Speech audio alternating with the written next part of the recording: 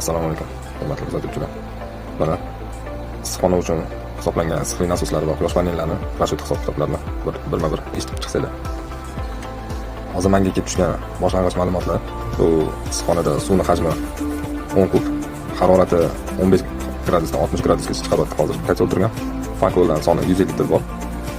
Har biri 525 kilovatdan issiq beradi. Keyin joriy hozirgi issiqxonada 2 megavatli gaz koteli turibdi. 2 megavat. Har oyiga 300 million so'mdan gaz sarflanyapti. Ekilgan madaniyatlar o'tda pomidor bodring. Qarab qilinadigan harorat 19-20 gradus barqaror harorat bo'lishi kerak. Energiyasining sarf xarajati soatiga 35 kilovat 24 ga yetdi. Ishlab turibdi hozir shu issiqxonada. Endi buni issiqlik nasoslariga o'tkazish rashetini qildim.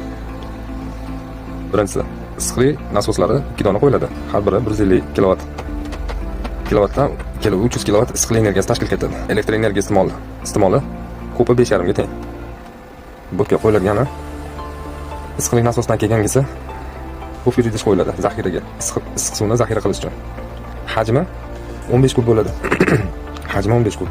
Issiqlik saqlash quvvati 5-6 soatlarga taxminan uzluksiz ishlashga yetadi. Izolyatsiyasi paxta yoki PPU 300 mm bo'ladi.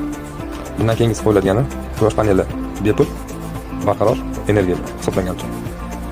Quyosh panellarining soni 10% plyus bilan 272 dona qo'yiladi. Bundan keyin invertor ulanadi. 150 kilovat zaxira bilan 3 dona 45 kilovatlidan yoki 2 dona 75 kilovatlidan invertor qo'yiladi.